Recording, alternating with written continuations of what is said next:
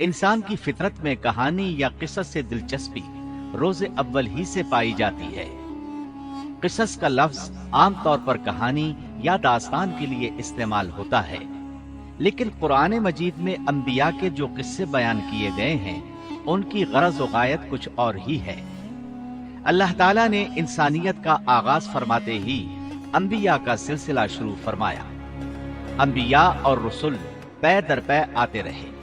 کہا جاتا ہے کہ رسولوں کی تعداد 300 سے زائد ہے اور انبیاء کی تعداد 1,24,000 سے زائد ہے۔ زمین و آسمان کی تخلیق سے پہلے کیا تھا؟ اللہ تعالیٰ کا عرش کہاں تھا؟ اللہ تعالیٰ نے زمین و آسمان اور پہاڑوں اور درختوں کو کتنے دنوں میں پیدا کیا؟ کون سی چیز کس دن پیدا کی گئی اور کون سی چیز سب سے پہلے پیدا کی گئی؟ فرشتے، جن اور انسان کس کس چیز سے پیدا ہوئے؟ انسانوں اور جنوں کی تخلیق کا مقصد ابلیس کون تھا؟ تخلیق کائنات اور تخلیق آدم۔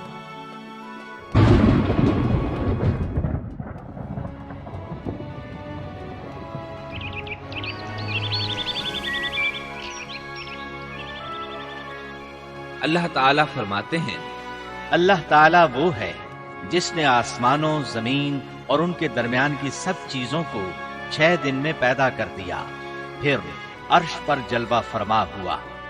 مزید اللہ تعالیٰ سورۃ الحدید آیت 4 میں فرماتے ہیں، وہی ہے جس نے آسمانوں اور زمین کو 6 دن میں پیدا کیا، پھر عرش پر جلوہ فرما ہوا۔ وہ خوب جانتا ہے اس چیز کو جو زمین میں جائے اور جو اس سے نکلے اور جو آسمان سے نیچے آئے اور جو کچھ اس میں چڑھ کر جائے، اور جہاں کہیں تم ہو وہ تمہارے ساتھ ہے، اور اللہ تمہارے اعمال کو دیکھ رہا ہے۔ اسی طرح اللہ تعالیٰ سورہ ہود آیت 7 میں فرماتے ہیں، اور اللہ ہی وہ ذات ہے جس نے 6 دن میں آسمانوں اور زمین کو پیدا فرمایا اور اس کا عرش پانی پر تھا۔ امام احمد بن حنبل رحمت اللہ علیہ نے ابو رزین عقیلی سے بیان کیا ہے، انہوں نے کہا، اے اللہ کے رسول صلی اللہ علیہ وسلم، آسمانوں اور زمین کو پیدا کرنے سے پہلے ہمارا پروردگار کہاں تھا؟ آپ نے فرمایا، عما میں تھا، یعنی اللہ کے سوا کچھ بھی نہ تھا، نہ اس کے اوپر ہوا تھی اور نہ اس کے نیچے ہوا تھی، مطلب یہ کہ کچھ نہ تھا، پھر اس نے پانی پر اپنا عرش پیدا کیا۔ گویا یہ تھی مخلوق کی ابتدا۔ امام احمد، امام ترمذی، امام ابو داود اور بہت سے دوسرے محدثین رحمہم اللہ نے سیدنا عبادہ بن صامت رضی اللہ عنہ کی روایت بیان کی ہے۔ وہ کہتے ہیں، میں نے رسول اکرم صلی اللہ علیہ وسلم کو فرماتے ہوئے سنا، آپ فرما رہے تھے، بلا شبہ اللہ نے سب سے پہلے قلم کو پیدا کیا، پھر اللہ نے اس کو حکم دیا، لکھ، چنانچہ وہ اسی وقت چل پڑا اور قیامت کے دن تک ہونے والی ہر چیز لکھ دی۔ یہ اللہ تعالیٰ کا علم تھا جس کو قلم نے اس کے حکم کے مطابق لوح محفوظ پر لکھا۔ امام مسلم رحمت اللہ علیہ نے سیدنا عبداللہ بن عمرو بن عاص رضی اللہ عنہما کی روایت بیان کی ہے۔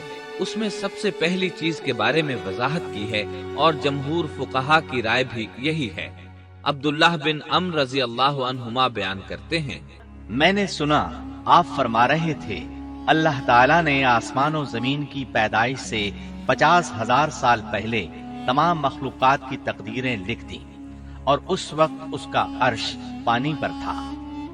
اس حدیث مبارک سے واضح ہو گیا کہ سب سے پہلے پانی اور پھر پانی پر عرش پیدا کیا گیا، پھر قلم کی پیدائش ہوئی، اس نے تقدیر تحریر کی، پھر آسمان اور زمین کی تخلیق ہوئی، اور جس حدیث میں آیا ہے کہ ابتدا میں قلم کو پیدا کیا گیا، اس کا مطلب یہ ہے کہ اس جہان کی مخلوقات میں سب سے پہلے اس کا نمبر ہے، نہ کہ باقی تمام جہانوں کی مخلوقات میں پہلا نمبر ہے، اور اس کا تذکرہ بخاری شریف کی اس حدیث میں ہے۔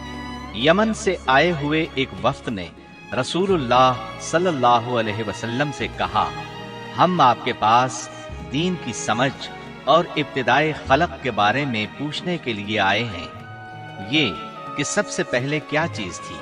آپ نے فرمایا اللہ تھا، اس سے پہلے کوئی چیز نہ تھی، اس کا عرش پانی پر تھا، پھر اس نے لوح محفوظ پر ہر چیز لکھ دی اور آسمان اور زمین کو پیدا کیا، یعنی ابتدا میں پانی پر عرش کی تخلیق ہوئی، پھر قلم کی پیدائش ہوئی، اس نے سب کچھ لکھ دیا۔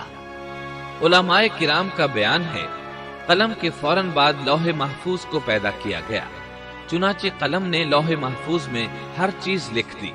اس کے بعد کائنات کی باقی مخلوقات اور آسمان و زمین کی پیدائش معرض وجود میں آتی گئی۔ اشیاء کی پیدائش والی ترتیب میں علماء کرام کے کئی اقوال ہیں، اور ہم نے آپ کے سامنے جمہور علماء اور فقہا کی پسندیدہ اور راجح ترتیب پیش کی ہے۔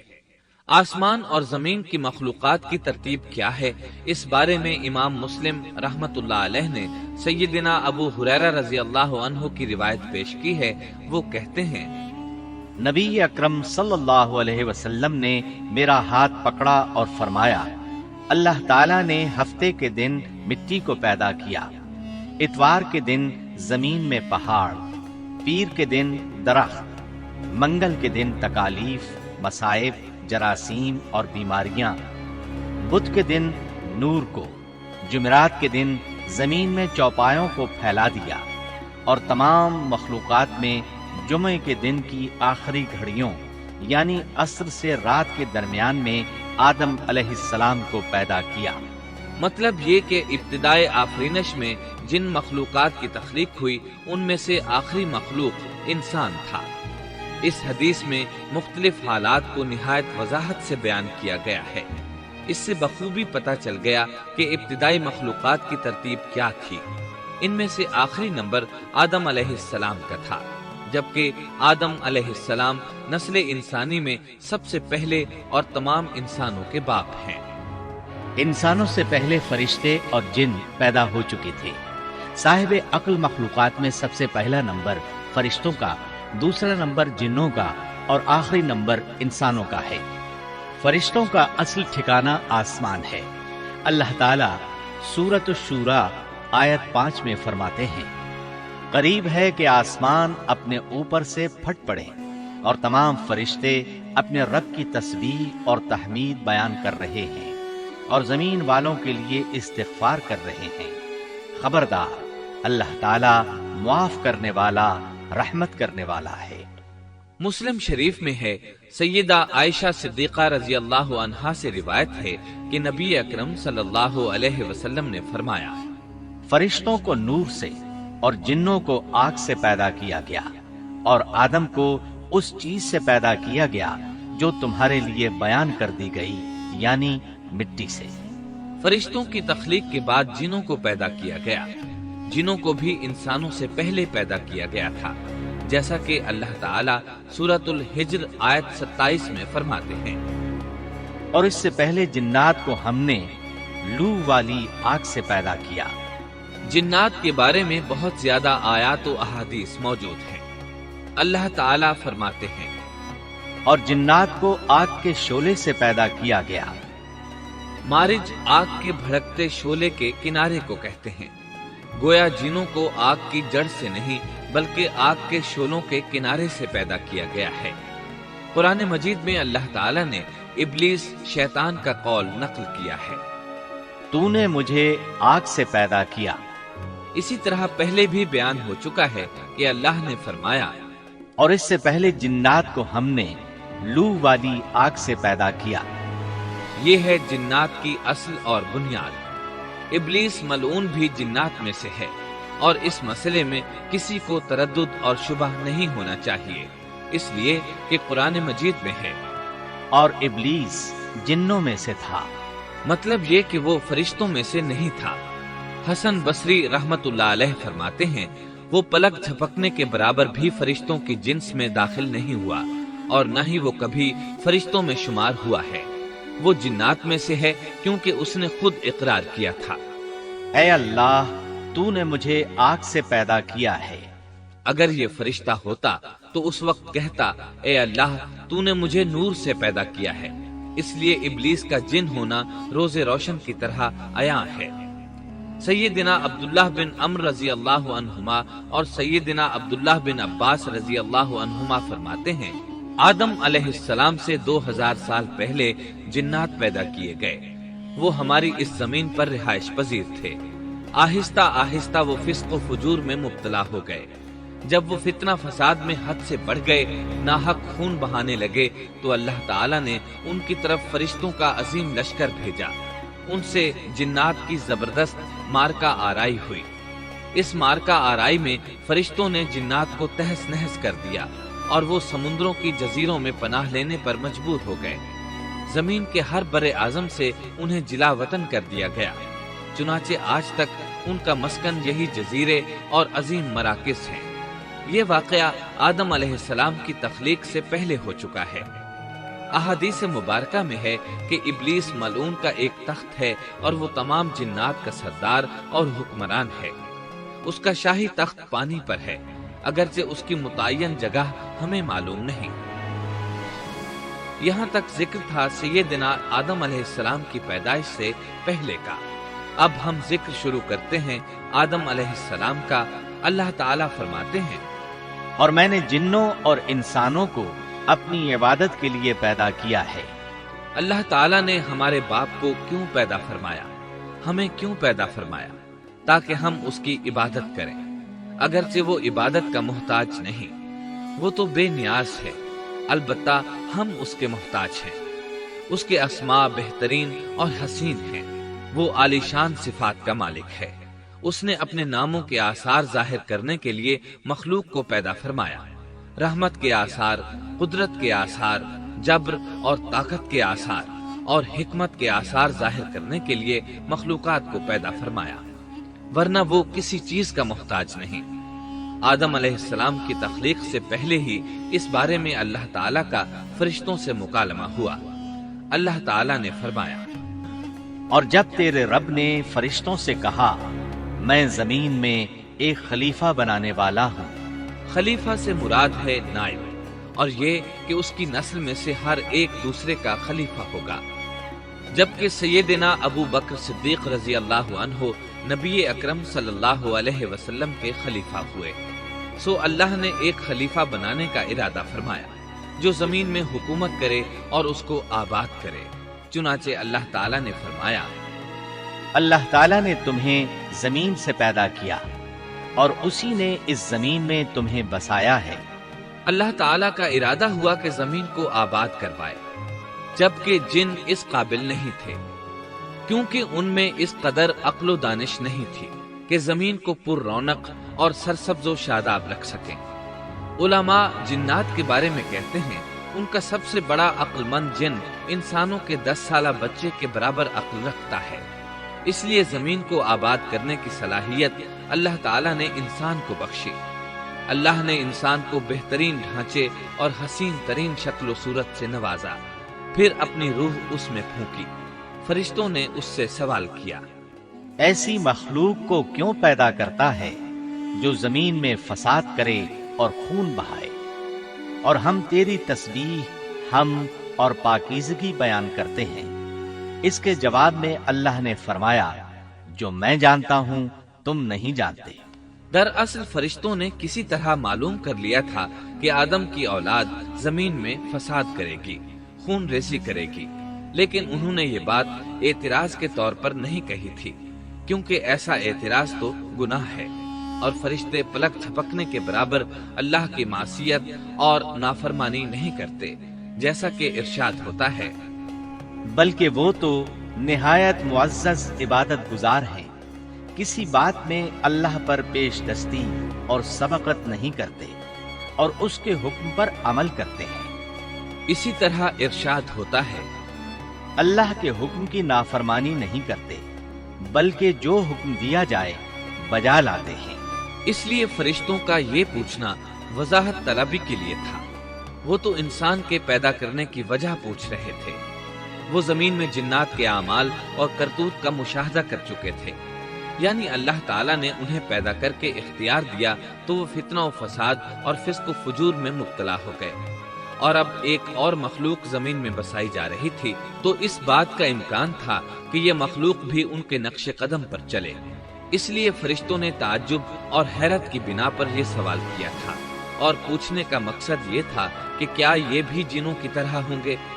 اس طرح انہیں یہ خدشہ لاحق ہوا کہ شاید ان سے اللہ کی عبادت میں کوتاہی یا کمی واقع ہوئی ہے، جس کی وجہ سے اللہ کو نئی مخلوق پیدا کرنا پڑی۔ اس لیے ان کی بات میں یہ بھی تھا کہ ہم تیری حمد اور ثنا بیان کرتے ہیں۔ بہرحال ان کے سوال کے دو مقصد تھے۔ کیا یہ جنوں کی طرح فساد کرنے والی قوم ہے؟ کیا ہم سے تیری عبادت میں کوتاہی ہوئی ہے؟ اس پر اللہ تعالیٰ نے فرمایا، جو میں جانتا ہوں وہ تم نہیں جانتے۔ اس موقع پر فرشتوں کے ذہنوں میں ایک اور بات بھی آئی۔ وہ آپس میں کہنے لگے کہ اللہ تعالیٰ جو بھی مخلوق پیدا کرے گا وہ ہم سے زیادہ معزز اور عالم نہیں ہو سکتی۔ یعنی جب فرشتوں نے باقی مخلوقات کا جائزہ لیا، مثلا آسمان، زمین، پہاڑ، جن، چوپایوں وغیرہ کا، تو انہوں نے سوچا یہ ہم سے زیادہ مرتبے والی نہیں ہے، لہذا یہ مخلوق بھی پیدا ہو رہی ہے تو یہ ہم سے زیادہ مرتبہ نہیں رکھتی۔ یہ ہمارا خاص مقام ہے کہ اللہ کی تسبیح میں مصروف ہیں، کفر سے محفوظ ہیں، ہر حکم بجا لاتے ہیں، اللہ کے تمام احکامات پورے کرتے ہیں، آسمان اور زمین میں اس کا حکم نافذ کرتے ہیں، اور اللہ کے نزدیک ہم سب سے زیادہ شرف والے ہیں۔ لہٰذا اگر یہ نئی مخلوق انسان بھی پیدا ہو جائے تو کیا ہوا، ہم سے زیادہ معزز اور علم والی تو نہیں ہوگی۔ بہرحال جب اللہ تعالیٰ نے آدم کو پیدا کیا تو زمین کی مٹی لانے کا حکم فرمایا، چنانچہ اللہ تعالیٰ کے پاس مٹی لائی گئی۔ امام ترمذی، ابن حبان اور امام احمد رحمت اللہ علیہم نے ایک حدیث بیان کی ہے جس کے الفاظ کچھ یوں ہیں: اللہ تعالیٰ نے آدم علیہ السلام کو مٹی کی ایک مٹھی سے پیدا فرمایا۔ اس مٹی کو اللہ تعالیٰ نے پوری زمین سے اٹھوایا تھا۔ یہی وجہ ہے کہ آدم کی اولاد زمین کے لحاظ سے ہی ظہور پذیر ہوئی۔ بعض سرخ رنگ کے ہیں تو بعض سیاہ اور بعض سفید، اور کچھ اس کے درمیان میں ہیں۔ بعض نیک ہیں، بعض خبیث، اور کچھ پاکیزہ قسم کے ہیں۔ انسان کی تخلیق مٹی سے شروع ہوئی۔ اس مٹی کو پانی سے تر کیا گیا تو یہ طین بن گئی۔ اسی وجہ سے قرآن مجید کی بعض آیات میں تراب کا لفظ آیا ہے۔ تراب خشک مٹی کو کہتے ہیں، اور بعض آیات میں طین کا لفظ آیا ہے۔ طین تر اور بھیگی مٹی کو کہتے ہیں۔ اللہ تعالیٰ فرماتے ہیں، خلقہ من تراب، یعنی آدم کو تراب سے پیدا کیا گیا۔ مٹی کی عام حالت کو تراب کہتے ہیں، اور فرمایا، جب آپ کے رب نے فرشتوں سے کہا کہ میں مٹی سے بشر کو پیدا کرنے والا ہوں۔ جب اس مٹی کو پانی سے زیادہ بھگویا گیا تو وہ لیسدار ہونا شروع ہو گئی۔ اسی لیے اللہ تعالیٰ نے فرمایا، خلقت بیدی، میں نے اپنے دونوں ہاتھوں سے پیدا کیا۔ اللہ تعالیٰ نے انسان کی خلقت فرشتوں کے سپرد نہ کی، بلکہ بذات خود اسے تخلیق کے مراحل سے گزارا اور اپنے ہاتھوں سے اس کی تصویر کشی کی۔ اللہ نے انسان کو پہلے ایک مورتی کی صورت میں ڈھالا، اس کے بعد ایک مقررہ مدت تک چھوڑے رکھا، یہاں تک کہ گیلی مٹی خشک ہو گئی اور اس کا رنگ سیاہ ہو گیا، بدبو آنے لگی، پھر وہ کھنکھناتی مٹی میں بدل گئی، اور آخرکار آگ پر پکی ہوئی مٹی یعنی فخار ٹھیکری کی صورت اختیار کر گئی، جس سے مٹکے وغیرہ تیار کیے جاتے ہیں۔ سیاہ مٹی کو ہما ان کہتے ہیں، اور بدبودار کو مسنون کہتے ہیں، اور کھنکھنا کر بولنے والی مٹی کو سلسال کہتے ہیں، اور ٹھیکری کی طرح کی مٹی کو الفخار کہتے ہیں۔ مختلف آیات میں یہ الفاظ وارد ہوئے ہیں۔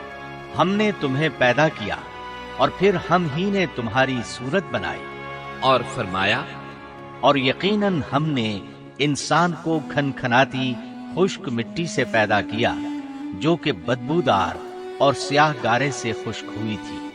اور فرمایا، اللہ نے انسان کو کھنکھناتی مٹی سے پیدا کیا جو کہ ٹھیکری کی طرح تھی۔ ان تمام آیات کریمہ میں کوئی تناقض، تعارض اور اختلاف نہیں، اس لیے کہ ان مختلف آیات میں انسان کو اس کی تخلیق کے مختلف مراحل کی یاد دہانی کرائی گئی ہے۔ خلاصہ کلام یہ ہوا کہ تخلیق کے عمل کا پہلا مرحلہ تراب تھا، یعنی عام حالت والی خشک مٹی، پھر تین یعنی بھگوئی ہوئی مٹی، پھر لیسدار مٹی یعنی سلسال، پھر ٹھیکری کی طرح کی مٹی یعنی فخار۔ اور یہ کام جمعے کی آخری گھڑی میں کیا گیا، اور یہ دن اللہ کے لحاظ سے شمار ہونے والے دنوں میں سے ہمارے دنوں کی طرح نہ تھا، ہمارے اور اللہ کے دن مختلف ہیں۔ تخلیق آدم دراصل اللہ کا کرشمہ ہے، انسانوں کو ایک صورت عطا کی گئی۔ اس مرحلے کا تذکرہ بخاری اور مسند احمد کی ایک روایت میں ہے۔ اللہ نے آدم کو پیدا کیا اور ان کا قد 60 ہاتھ یا 60 میٹر لمبا تھا۔ تمام جنتی لوگ اس قد آدم کے ساتھ جنت میں داخل ہوں گے، اور اس وقت سے لے کر آج تک مخلوق کا قد کم ہوتا چلا آ رہا ہے۔ بعد والے لوگ گزشتہ زمانے کے لوگوں سے ہمیشہ چھوٹے قد کے ہوتے چلے آ رہے ہیں۔ بہرحال سب سے پہلے اور سب سے لمبے انسان آدم علیہ السلام تھے۔ امام احمد نے منفرد طور پر ایک روایت بیان کی ہے۔ اس میں رسول اکرم صلی اللہ علیہ وسلم نے آدم علیہ السلام کی لمبائی 60 ہاتھ یعنی 60 میٹر اور چوڑائی 7 ہاتھ بیان فرمائی ہے۔ سبحان اللہ! سیدنا آدم کس قدر ضخیم اور عظیم مخلوق تھے۔ صحیح مسلم اور مسند احمد کی روایت میں ہے، اللہ نے آدم کو پیدا کیا تو اسے اپنی منشا کے مطابق کچھ عرصہ ڈھانچے کی صورت میں چھوڑے رکھا۔ ابلیس اس کے ارد گرد چکر لگانے لگا۔ اس نے دیکھا کہ وہ پیٹ والا ہے۔ وہ سمجھ گیا کہ یہ مخلوق اپنے آپ پر کنٹرول نہیں کر سکے گی۔ اس حدیث سے معلوم ہوتا ہے کہ انسانوں کی طرح جنات کا پیٹ نہیں ہے، صرف انسان ایسا ہے جس کا اندر والا حصہ کھوکھلا ہے۔ بہرحال اللہ نے انسان کو اس شکل و صورت میں پیدا فرمایا۔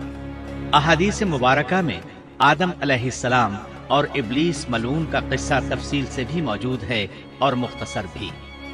مثلا تفسیر تبری میں سیدنا عبداللہ بن عباس رضی اللہ عنہما سے روایت ہے، اللہ تعالیٰ نے آدم علیہ السلام کی مٹی کا حکم دیا، مٹی لائی گئی۔ اللہ تعالیٰ نے آدم علیہ السلام کو لیسدار اور بدبودار سیاہ مٹی سے پیدا فرمایا، اور یہ کام اللہ نے اپنے مبارک ہاتھوں سے کیا۔ آدم 40 راتیں مجسمے کی صورت میں پڑے رہے۔ جسم موجود تھا لیکن روح نہیں تھی۔ ابلیس آتا، اس ڈھانچے کو ٹھوکر لگاتا تو جسم سے ایسی آواز نکلتی جیسے خالی مٹکے پر ہاتھ مارنے سے نکلتی ہے۔ اسی لیے اللہ نے بھی فرمایا ہے کہ وہ کھنکھناتی مٹی سے پیدا کیے گئے۔ آدم علیہ السلام میں روح ڈالنے سے پہلے ایک مرتبہ فرشتوں کا ان کے پاس سے گزر ہوا تو وہ کچھ گھبرا سے گئے۔ ابلیس کو تو بہت زیادہ گھبراہٹ کا سامنا کرنا پڑا۔ وہ گزرتے ہوئے ٹھوکر مارتا اور کہتا، تجھے کسی خاص مقصد کے لیے پیدا کیا گیا ہے۔ یہ کہہ کر وہ آدم کے منہ میں داخل ہو جاتا اور کمر کے راستے باہر آ جاتا اور فرشتوں سے مخاطب ہو کر کہتا، اس سے گھبرانے کی کوئی ضرورت نہیں۔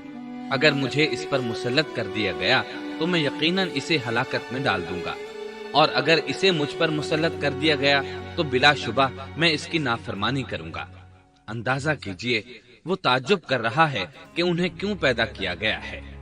اس کی آدم علیہ السلام سے دشمنی کس قدر پرانی ہے، گویا ابتدا ہی سے یہ عداوت پر ڈٹ گیا تھا۔ بہرحال اللہ نے آدم میں روح پھونکی۔